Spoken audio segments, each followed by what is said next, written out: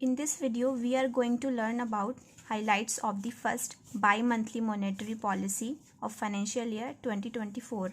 जैसा कि आप सबको पता ही होगा या फिर नहीं भी मालूम है तो आरबीआई की बाई मंथली मॉनेटरी पॉलिसी जो है वो रिलीज़ हुई है और कुछ दिन पहले ही। और अगर आप आरबीआई के लिए प्रिपेयर कर रहे हैं या फिर किसी भी बैंकिंग एग्ज़ाम के लिए तो आपको इसके बारे में पता होना बहुत ज़रूरी है, क्योंकि इसमें से क्वेश्चन आएगा ही आएगा और बहुत ज़्यादा आपको पढ़ना भी नहीं है। कुछ मेन हाइलाइट्स है जो मैंने इसमें नोट्स बनाए हैं और इसको अगर आप पढ़ लेंगे तो आपके कुछ क्वेश्चंस जो हैं वो करंट अफेयर में जो आने वाले हैं वो कवर हो जाएंगे, तो इसको आप मिस नहीं कर सकते। इसे पढ़ना बहुत ज़रूरी है, तो आपको समझकर इसको याद करना ही पड़ेगा और कोई ऑप्शन है ही नहीं इसके लिए, सिंपल सी बात है। तो स्टार्ट करते हैं। तो आरबीआई की जो 6 मेंबर की जो मॉनेटरी पॉलिसी कमेटी बैठती है, उन्होंने 3rd, 5th एंड 6th अप्रैल को, अभी इसी साल में, ओबियसली इसी साल में होगा ना, 3, 5, 6 अप्रैल को कमेटी बैठाई और ये bimonthly monetary policy issue की for the year financial year 2024 को के लिए। MPC has decided to keep the policy rates unchanged. तो जो मॉनेटरी पॉलिसी कमेटी उन्होंने डिसाइड किया कि जो पॉलिसी रेट्स हैं हम उसको एज इट इज़ रखेंगे, जो जितनी अभी तक हो रखी हैं, जितने भी रेट्स बढ़ाए थे उसको उतना ही रखेंगे, ठीक है। तो जो अनचेंज पॉलिसी रेट्स है जो अभी आप देख रहे हैं कुछ टाइम से, जैसे कि पहले पॉलिसी रेट्स की अगर बात करें तो पॉलिसी रेपो रेट हो गया आपका 6.50%। ये याद करना है क्योंकि इसमें से एक क्वेश्चन तो आता ही आता है। तो इसमें कोई और एक और चीज़, आपको आरबीआई की वेबसाइट से अपडेटेड रहना चाहिए क्योंकि ये रेट्स में बी इन केस चेंज हो जाए, क्योंकि ये फ्लक्चुएटिंग रेट है, ये फ्लक्चुएशंस होते रहते हैं इसमें और पिछले साल भर में काफ़ी फ्लक्चुएशन देखने को मिले हैं इसमें। एक है स्टैंडिंग डिपॉजिट फैसिलिटी रेट, यानी जो कि 6.25% है। एक है मार्जिनल स्टैंडिंग फैसिलिटी रेट जो कि 6.75% है। अब यहाँ पे एक चीज़ है, जो MSF है और जो बैंक रेट है, आप कैसे याद रखोगे, दोनों सेम है, ठीक है। और जो आपका बैंक रेट होता है ना वो आपके रेपो रेट से हमेशा थोड़ा सा ज़्यादा होता है। तो ऐसे भी ध्यान में रहे कि रेपो रेट जो है वो 6.50 है और बैंक रेट 6.75 है। जो रिवर्स रेपो रेट होता है वो उससे कंपैरेटिवली काफ़ी कम होता है, तो 3.35%। जो नेक्स्ट रेशियोज़ हैं वो हैं रिज़र्व रेट्स। ये जो कैश रिज़र्व रेशियोज़ हैं, अभी तक हमने रेट्स पढ़े और ये हमारे रेशियोज़ हैं। तो कैश रिज़र्व रेशियोज़ जो कि आरबीआई के पास रखना पड़ता है, कंपल्सरीली होता है, वो आपका है 4.50% और स्टैट्यूटरी लिक्विडिटी रेशियो जो कि बैंक्स को अपने पास रखना पड़ता है वो है 18%। ये फिक्स्ड ही रहता है मेरे हिसाब से, हमेशा तो सेम ही रहता है। नेक्स्ट पॉइंट है, ये बहुत इंपॉर्टेंट है एक्चुअली, हमें ना मेंबर्स याद नहीं रहते, तो आपको MPC के मेंबर्स तो याद रखने पड़ेंगे कि इस कमेटी के लिए जो मेंबर बैठे थे 6 मेंबर, वो कौन कौन से थे। तो ये पहली चीज़, ये हेड की जाती है बाय आरबीआई के गवर्नर के साथ, गवर्नर से, जो कि अभी रिसेंट जो हमारे करंट जो गवर्नर है वो कौन है, मिस्टर शक्तिकांत दास जी। और इसके साथ प्लस 5 मेंबर्स होते हैं कमेटी में, इनके अलावा जो कि हैं, ये याद करना बहुत ज़रूरी है। इसमें से क्वेश्चन बन सकता है कि जो MPC कमेटी थी उसमें कितने मेंबर्स थे, या फिर उसमें से नाम पूछ सकता है कि इसमें से कौन से मेंबर्स नहीं हैं। तो एक है शशांका भिड़े, एक आशिमा गोयल, प्रोफेसर जयंतार वर्मा, माइकल देवव्रत पात्रा, इनको आप बहुत बार सुना होगा अपने डेप्यूटी गवर्नर के नाम में से, एक डॉक्टर राजीव रंजन। तो ये 5 लोग प्लस एक गवर्नर, ये 6 लोगों की MPC कमेटी बैठी थी। उसे याद करना बहुत ज़रूरी है, इसे नहीं मिस नहीं कर सकते और समझने सा कुछ है ही नहीं, याद ही करना है।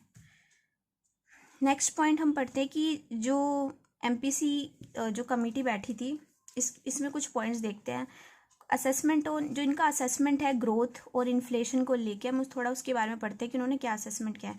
तो ग्रोथ की रिगार्डिंग जो असेसमेंट है, इंडिया का real GDP growth for financial year 2024 was projected, ऐसा एस्टिमेट किया गया है 24 के लिए 6.5%।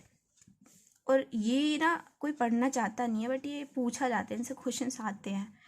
बहुत ही बिटर ट्रुथ है पर इसमें से क्वेश्चंस आते हैं। इससे ज़्यादा तो इससे पूछ लिए जाते हैं, क्योंकि पता है कहाँ से बच्चे नहीं पढ़ेंगे।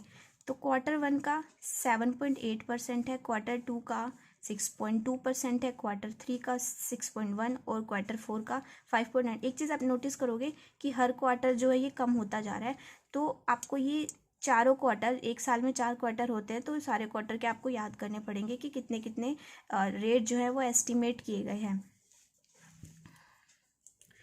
जो NSO है उसका जो एडवांस एस्टिमेट है फॉर रियल GDP ग्रोथ वो 7% है। तो ऐसे भी इसका भी एक पॉइंट पूछा जा सकता है कि NSO ने क्या अपने एडवांस एस्टिमेट दिए हैं, कौन से रेट दिए हैं।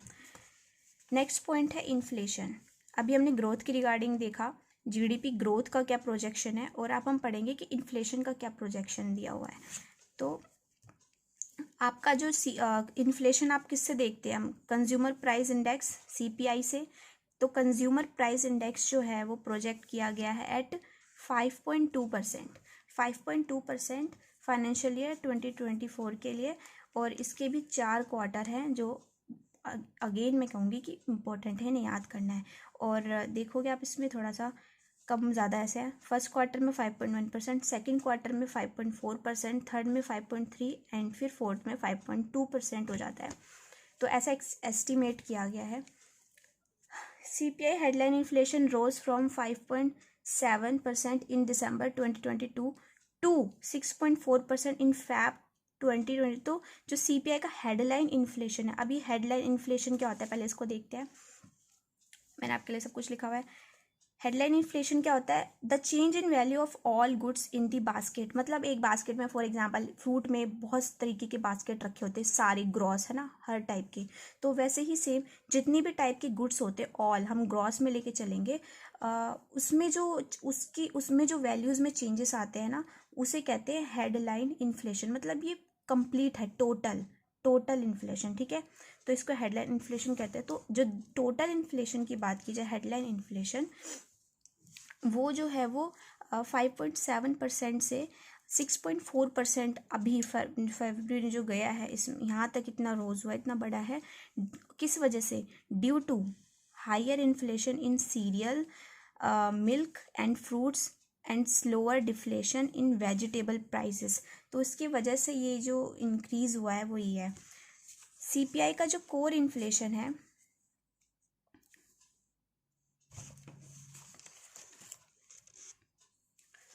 CPI का कोर इन्फ्लेशन, अभी कोर इन्फ्लेशन क्या होता है तो इसके बारे में देख लेते हैं।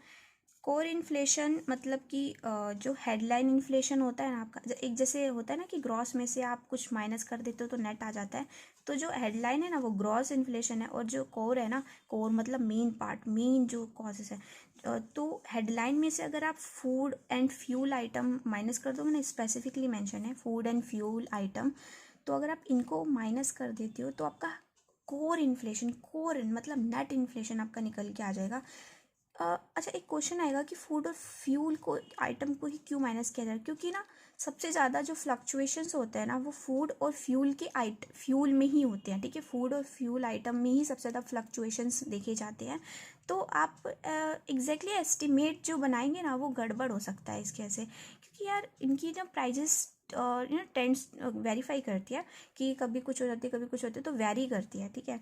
तो इस वजह से ना इसमें जब आपको कोर निकालना होता है ना, तो आप हेडलाइन में से फूड और ये वाले हटा देते हो, तो आपको कोर ऑटोमेटिकली मिल जाता है। और मैंने यहाँ पे एक पॉइंट भी लिखा है कि लेस वॉलेटाइल होते हैं। अब लेस वॉलेटाइल मतलब जिसमें फ्लक्चुएशन नहीं हो रहा है, ऐसे पड़ा हुआ है, ठीक है। तो वो क्यों होते हैं कंपैरेटिवली हेडलाइन के, क्योंकि कोर इन्फ्लेशन में फ्लक्चुएशन वाले पॉइंट तो हमने उड़ा दिए, तो बच्चे हमारे पास वो जो नॉर्मली कांस्टेंट रहते हैं, तो इसी वजह से ये कम वॉलेटाइल होता है। ऐसा नहीं कि बिल्कुल उसमें बिल्कुल वॉलेटिलिटी नहीं होती जो कोर में होते हैं, बट उसमें कंपैरेटिवली बहुत ही कम होते हैं, ठीक है।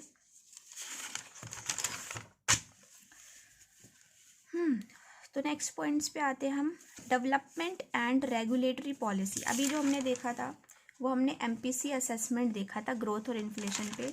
अब हम पढ़ेंगे डेवलपमेंट एंड रेगुलेटरी पॉलिसीज़ क्या बनाई गई हैं, कुछ ऐसी ली गई हैं, बनाई गई हैं कुछ पहले की। तो पहला पॉइंट है कि एनहेंसिंग एफिशिएंसी वाया प्रवाह। तो प्रवाह के थ्रू एक प्रवाह पोर्टल बनाया गया है, ठीक है, जिससे कि एफिशिएंसी काम की बढ़ाने की कोशिश की जाएगी।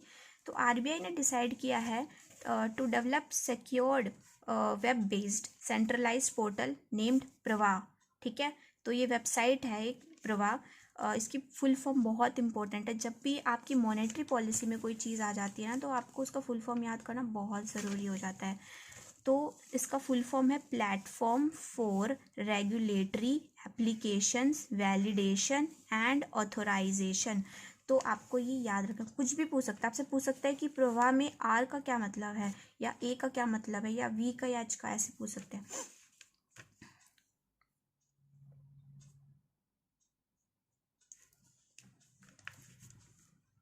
अब इसकी कंडीशंस क्या है?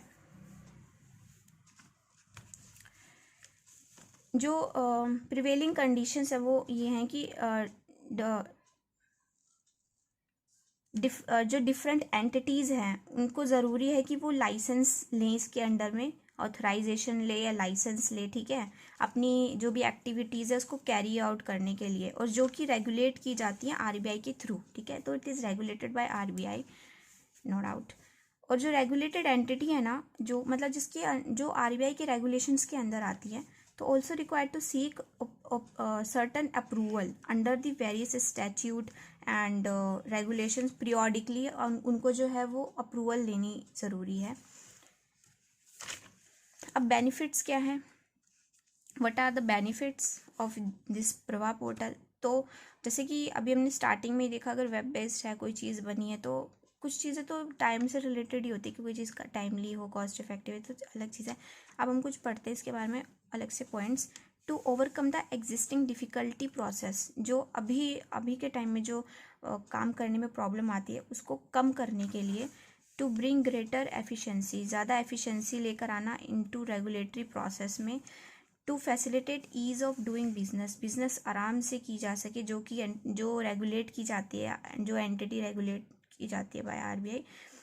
The portal will show time limit for deciding on the application approval sought. ये बहुत अच्छी पॉइंट बोली गई है कि जो भी एप्लीकेशंस या अप्रूवल्स जो मांगी गई हैं, तो उसकी ना एक टाइम लिमिट जो है वो डिसाइडेड टाइम लिमिट जो है वो शो की जाएगी उस पोर्टल पे, जो कि बहुत अच्छी बात है, क्योंकि पता रहेगा कि इतने टाइम में चीज़ काम होनी है। तो एक टाइम लिमिट का जो ये दायरा बनाए, क्योंकि नॉर्मली कोई भी काम होता है ना, गवर्नमेंट काम, उसमें इतना टाइम लग जाता है। तो ये चीज़ बहुत अच्छी इसमें मैंशन की हुई है, डिसाइड की हुई है। नेक्स्ट है onshore non deliverable derivative market. Onshore non deliverable derivative market आपको पता है, पहले इसके बारे में, इन वर्ड्स के बारे में समझेंगे। ऑन शोर क्या होता है और एक ऑफ शोर होता है। तो जो ऑफ होता है, मतलब ऑफ मतलब बाहर, तो कोई बाहर आउट ऑफ कंट्री, ठीक है, अपनी होम कंट्री को छोड़ के किसी और कंट्री, फॉरेन कंट्री की बात करें तो ऑफ शोर। लेकिन जब हम ऑन शोर बोलते हैं तो हम बात करते हैं कोई भी बिजनेस एक्टिविटी जो कि होम कंट्री में हो रही है, जिसमें आप रह रहे हो। तो होम कंट्री के regarding non deliverable derivative market की बात की गई है। अब ये नॉन डिलीवरी डेरिवेटिव मार्केट क्या होता है? A two party currency derivative contract, दो पार्टीज होती हैं इसमें। ठीक है, डेरिवेटिव क्या होता है? दो लोगों के बीच में जो भी कॉन्ट्रैक्ट होते हैं, फ्यूचर कॉन्ट्रैक्ट होते हैं डिसाइडेड प्राइस पे। ठीक है, तो वो डेरिवेटिव्स में आते हैं जब आप कॉन्ट्रैक्ट में होते हो। To exchange cash flows between the non deliverable forwards and prevailing spot rates. अब ये समझ में नहीं आ रहा होगा, थोड़ा सा और डिफाइन करके लिखा हुआ है। ANDF is a यही non-deliverable forward is a foreign exchange derivative contract which allows investor to trade in non और partial convertible currency। मान लो इंडिया की करेंसी रुपये में with contract settlement into convertible currency like $। तो इन दोनों के बीच में जो कॉन्ट्रैक्ट होगा ना, उस एक डिटरमाइंड प्राइस पर, तो वो जो, लेकिन जो होम कंट्री में होगा, क्योंकि ऑन शोर लिखा हुआ है, तो उसी नॉन डिलीवरेबल डेरिवेटिव मार्केट की बात की गई है। अब इसमें कुछ पॉइंट बोला गया है। Backdrop, RBI permitted banks in India which operates IFSC international financial service centre. ऐसी छोटी चीज़ों के भी ना फुल फॉर्म पूछ ले जाते हैं, या फिर कोई भी एक वर्ड उठा के पूछ लिया जाता है। या banking units to transact in INR, यानी कि non deliverable derivatives contract with non resident with each other with effect from June 1, 2022। तो 2020 में ऐसा डिसाइड किया गया था इस कॉन्ट्रैक्ट के बारे में।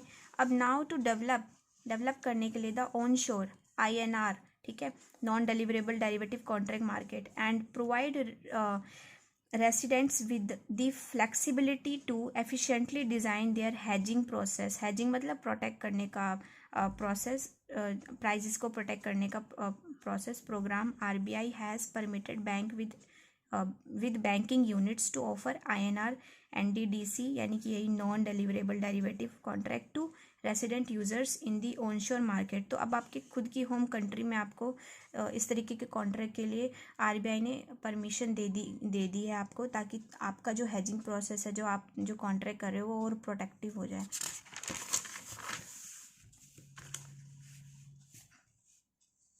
Centralised web portal to search unclaimed deposit. ये एक बहुत अच्छा प्रोसेस। देखो, जो भी अनक्लेम डिपॉजिट होते हैं ना, मतलब ऐसे डिपॉजिट जो पड़े हुए हैं बहुत सालों से, ठीक है, और उसे कोई निकाल ही नहीं रहा, क्लेम ही नहीं कर रहा, तो उसके रिगार्डिंग एक centralised web portal. Prevailing conditions, जो कंडीशन एग्जिस्टिंग है उसको ये कहते हैं। Currently the deposit that are remaining unclaimed for 10 years in a bank are transfer. तो वो क्या कर दिए जाते हैं, ट्रांसफ़र कर दिए जाते हैं, पता होगा सबको, depositor education and awareness fund में, है ना, विच इज़, जो कि मेंटेन होता है। पूछा सकता है किसके थ्रू मेंटेन होता है, ये तो RBI के थ्रू मेंटेन होता है। तो RBI ने अपनी मतलब इंटेंशन दिखाई है to ensure that newer deposits, जो नए डिपॉजिट्स हैं, डू नॉट टर्न अनक्लेम, कि वो अब अनक्लेम ना रहें। एंड एग्जिस्टिंग जो अनक्लेम्ड है ना, और जो अनक्लेम्ड है, एक तो नए वाले डिपॉजिट जो है वो अनक्लेम ना रहें, और जो एग्जिस्टिंग जो आए हैं अनक्लेम डिपॉजिट जो हैं हमारे, वो रिटर्न कर दिए जाए राइटफुल ऑनर को। जो जिसके हक का वो डिपॉजिट है ना, उस राइटफुल ऑनर या बेनिफिशियर को उसका डिपॉजिट वापस कर दिया जाए। To return these deposit bank displace, तो बैंक क्या करेगा, इसको रिटर्न करने के लिए वो वेबसाइट पे ना शो करेगा लिस्ट, कि इस इंसान का जो अनक्लेम डिपॉजिट हमारे पास है, अगर वो नहीं क्लेम करेंगे तो फिर एट द एंड क्या होता है, यही होता है, depositor education and awareness fund में चला जाता है, जहाँ से जिसका यूज़ किया जाता है डिपॉजिटर को अवेयरनेस करने की, कैंपेन वगैरह में यूज़ करने के लिए। RBI propose enabling transfer to from pre sanctioned credit line at bank through UPI। तो RBI ने एक और नई चीज़ की कि that is the UPI network will facilitate payment finance by credit from banks. It will reduce time and effort required to obtain loans. तो UPI ने UPI कह रही हूँ, तो RBI ने प्रपोज किया है कि आप ट्रांसफ़र कर सकते हैं यहाँ से वहाँ, वहाँ से यहाँ, pre sanction credit lines UPI के थ्रू। तो आपके लिए एक UPI नेटवर्क लेकर आ रही क्रेडिट के लिए, कि आपको लोन लेना है तो आपको ज़्यादा सरदर्दी नहीं लेनी, क्योंकि बहुत टाइम लग जाता है, लोन लेने में बड़ी दिक्कत होती है। तो उसके लिए एक इस तरीके का तरीका RBI लेकर आया है। RBI टू, अभी बहुत इंपॉर्टेंट पॉइंट, इससे क्वेश्चन आ सकता है। RBI to issue new 5-year bonds to raise 8,000 crore. तो अब RBI को मनी चाहिए, तो वो क्या कर रहा है, बॉन्ड इशू कर रहा है 8,000 करोड़ के। तो ये 5 जो हाईलाइटेड पॉइंट है वो है 5 साल का, कितना, 2028 में मैच्योर होगा ये, 2028 में। टू रेज अप्रॉक्स कितना, 8,000 करोड़ फर्स्ट बॉन्ड ऑक्शन में, कब, ऑफ फाइनेंशियल ईयर 2024। शेड्यूल कब है, ये होगा ऑक्शन अप्रैल 6, 2023 को होगा, जो कि हो चुका है। The government of India also intends to raise up to 33 crore by auctioning 3 securities। तो कंफ्यूज नहीं होना, यहाँ पे बॉन्ड की बात की गई है और यहाँ पे सिक्योरिटीज़ की बात की है, 3 सिक्योरिटीज़। इस बॉन्ड का जो था वो 2028 का डेट बोला हुआ है मैच्योरिटी का, जबकि जो 3 सिक्योरिटीज़ हैं इनका जो मैच्योरिटी डेट है वो 2028 है, 33 है और 2052 है। बाप रे, इतना तो बुढ़ी हो जाऊंगी। थर्ड लास्ट, कुछ additional information on domestic economy. जो रबी क्रॉप है, आपने रबी क्रॉप सुना हुआ है, रबी क्रॉप जो कि विंटर क्रॉप कहलाती हैं, जैसे कि आपका वो क्रॉप जो ना पानी जिनको ज़्यादा ज़रूरत नहीं होती, जैसे कि वीट हो गया, सेसमे हो गया, तो ये जो होती है इनको, मस्टर्ड हो गया, इनको ज़्यादा पानी की ज़रूरत नहीं होती, ये विंटर क्रॉप होती हैं, ठीक है। तो ऐसा एक्सपेक्ट किया गया है कि वो इंक्रीज़ होगा बाय 6.2% इन फाइनेंशियल ईयर। तो एग्रीकल्चर वालों, तुम्हारे लिए भी एक नया पॉइंट है, पक्का इसमें से क्वेश्चन आएगा, लिख के ले लो। 6.2% से फाइनेंशियल ईयर 2023 में जो है वो रबी फूड ग्रेन जो है उसका प्रोडक्शन इंक्रीज़ होने वाला है 6.2% से इसी साल। In financial year 23 money supply. अच्छा, ये M3 पता है आपको, इसको ब्रॉड मनी बोलते हैं। और जैसे कि M1 होता है, M2 होता है, M3 होता है, तो M3 जो होता है वो M1 प्लस M2 होता है, प्लस और अदर डिपॉजिट्स विद इंस्टीट्यूशंस, इस तरीके से होता है। एक्सपेंडेड बाय कितना होगा, ये 9% से प्लस बढ़ेगा, ठीक है, एक्सपेंड होगा। और प्लस जो नॉन फूड बैंक क्रेडिट हैं वो भी इंक्रीज़ होगा, तो ये वाले क्रेडिट भी, नॉन फूड बैंक क्रेडिट, ये भी इंक्रीज़ होंगे 15.4% से। एक भी पॉइंट ना ऐसा नहीं कि आप समझ लो, ये याद करने वाले पॉइंट है, नहीं याद करना पड़ता है, और आपको कैसे याद करना है वो आप जानो। Third, as on 31 March 2023 India foreign exchange reserve were placed at $578.4 billion. तो इंडिया का जो फॉरेन एक्सचेंज रिजर्व है वो ऑन 31 मार्च को कितना पता चला, 578.4 बिलियन। ये पूछा जा सकता है कि फॉरेन एक्सचेंज रिजर्व कितना है 31। एक तो 31 मार्च से रिलेटेड और 1 अप्रैल से रिलेटेड न्यूज़ बड़ी इंपॉर्टेंट होती है, पूछ ली जाती है, क्योंकि कुछ भी एंड अप हो रहा होता है, कुछ भी स्टार्ट हो रहा होता है। तो $, 578.4 billion. The current account deficit, जिसे हम कैट भी बोलते हैं, current account deficit very important. आप बोलोगे सब कुछ इंपॉर्टेंट ही बोल रहे, क्योंकि इसमें सब कुछ इंपॉर्टेंट है यार, कुछ भी मिस करने लायक नहीं है। फॉर द फर्स्ट 3 क्वार्टर्स, पहले 3 क्वार्टर के लिए स्टूड एट 2.7% ऑफ GDP। तो GDP का 2.7% जो आपका करंट अकाउंट डेफिसिट है, करंट अकाउंट डेफिसिट है वो आपका 2.7% है पहले 3 क्वार्टर का। इनवर्ड क्रॉस रेमिटेंस से जो बाहर सबको पैसे मिल रहे हैं, inward cross remittance touches on an all time high, सबसे ज़्यादा high, all time high $107.5 billion during 2000, पिछले साल का। कि पिछले साल का वो वैसे पूछ सकता है कि नया साल आ गया तो पिछला साल चला गया, तो कुछ डेटास जो होते हैं ना वो पिछले साल से हमें मिलते हैं, एकदम से नहीं आ जाते। तो जो इनवर्ड ग्रॉस रेमिटेंसेस है वो 107.5 बिलियन, ठीक है, डॉलर हैं ड्यूरिंग द 2022। तो ये था हमारा पूरा बाय मंथली, पूरा मतलब highlighted main points bimonthly monetary policy के। आई होप कि आपको अच्छा लगा हो। अगर अच्छा लगा हो तो अच्छे से पढ़ाई करना, और क्या बोलूँ मैं। Thank you.